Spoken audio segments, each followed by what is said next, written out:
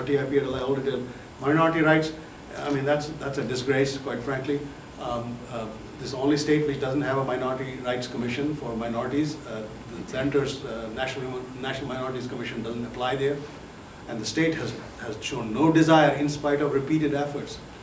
You have right now Mr. Bajat Habibullah, who is the chairman of the National Minorities Commission. He has pleaded, begged the state assembly to enact a bill on minority rights. They don't want to do it. You know, they don't care. Corruption, consumer protection, what we talked about. So when you have that kind of a background, so then you say, well, what is the local intellectual discourse? What do they really talk about? If they don't talk about nation building, what do they talk about? Well, the first thing that heads to you is they really do see themselves as a voice of dissent. And I put political in bracket because political is the main thrust, but it's not the only thrust. It's simply that I'm unhappy. You know, I'm unhappy for whatever reason. I'm unhappy, and I disagree. I mean, that seems to be the main thing. And they do discuss, you know, human rights and all that. I mean, you open up any Kashmiri paper there, 99% is the same information in all the newspapers. They're really no different. Headlines are the same. Main text are the same. You know, Jilani Saab said this, Jilani Saab said that, and this and that. So the messages are the same. Interestingly, you know, you can argue, well, you know, academics is where the intellectual force sits, and so they have a right to dissent. I agree, but it's an interesting balance because they go back to the same, you know, to the same master next day and say, you know, you haven't released my X amount, Y amount, please sir, do this, do that, you know. So, but seems to be working. I mean, I didn't see any harassment. I should have gotten. I thought I will carry these papers with me, but there are 10 English newspapers now in the valley. You know, they used to be just a couple before, and of course some of them have a circulation of no more than 100 or 200. But what it does is, it gives them immediately some perks. It gives them an office because the government is required by law to provide them an office, and they have a nice location. It is right next to the Biscu School. If you have seen it's between Regal and Biscu School. There are those old 4 buildings there. So that is the press enclave. So they have all got offices in. So you immediately get an office. Now it's interesting because some of the editors are saying, I also need a security personal SPO, and I need a Jeep and things like that. And a couple of them have gotten away with that also. They have given it to them. Previously it used to be phones, but now nobody cares about the phones. Everybody has a has a mobile phone. And most of them end up basically contributing to their tanzeems, to their organizations that are basically putting out the press releases. And of course they make a lot of money because sometimes you have to come out and say, I'm sorry I spoke this, I didn't mean it that way, and you know, you have to, there are a lot of corrections that the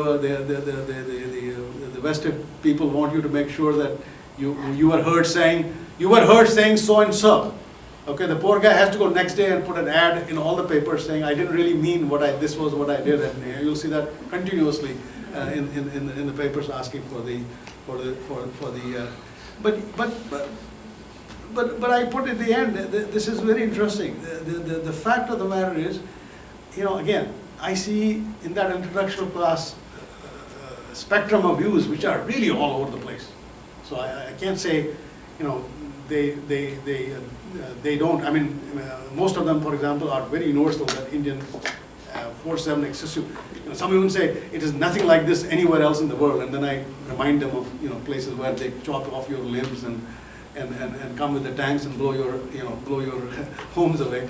So, but there seems to be a universal appeal to this sense that we want to leave that international stamp on Kashmir.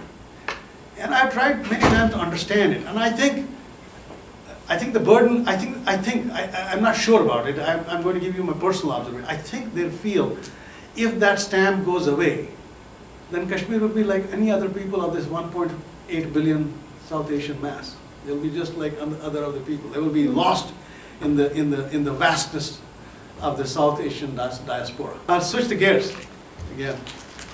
There is actually right now a cultural war underway. It's really a very serious issue. in Kashmir.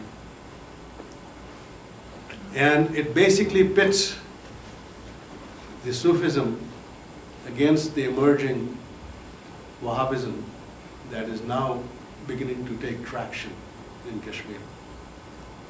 And it's history goes back. By the way, this is Dastagir Sahab. For those who may not know, was the other day. Urs of Dastagir Sahab was involved there.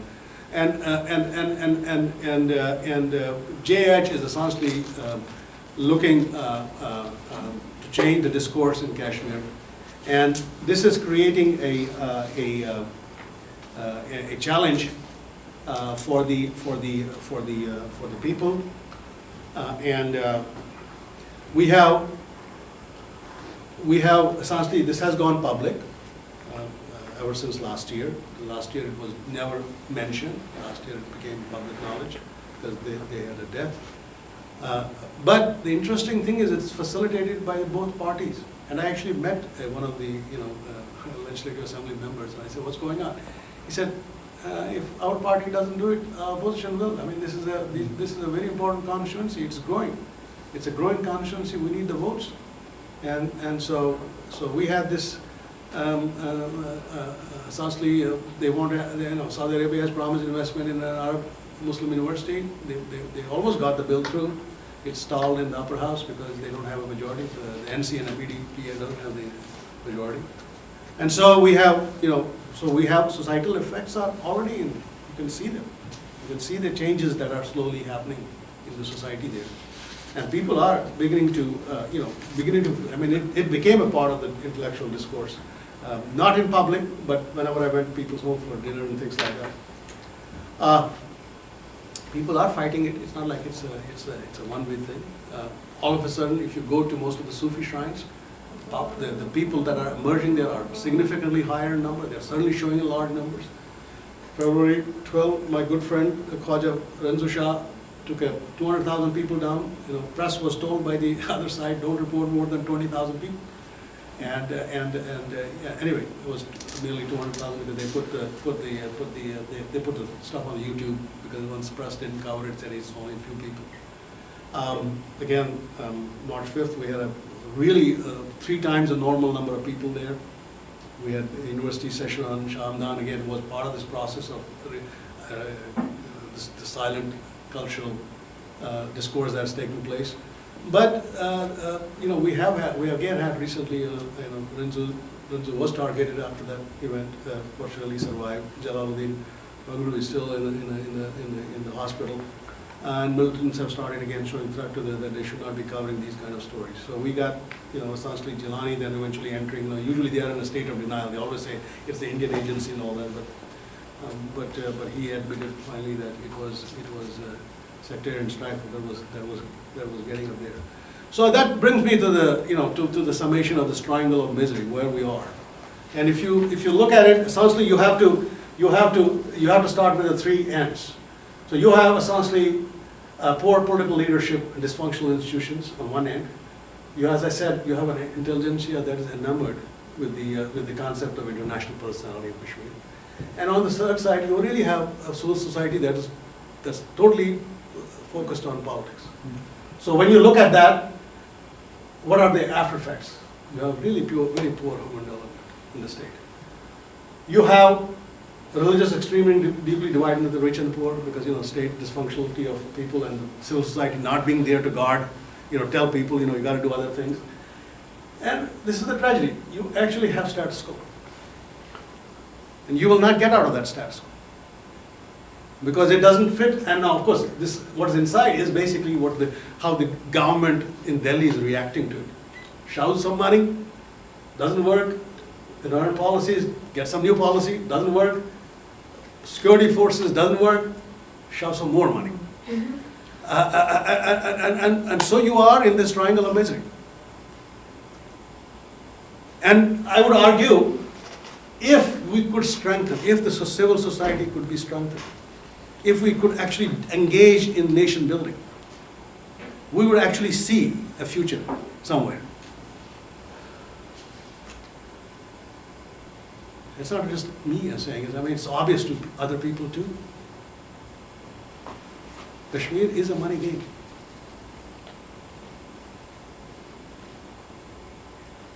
And as they said, while this dirty river of money has led to boom in Kashmir household real estate, but it also calls about whether Kashmiri elite truly want a settlement.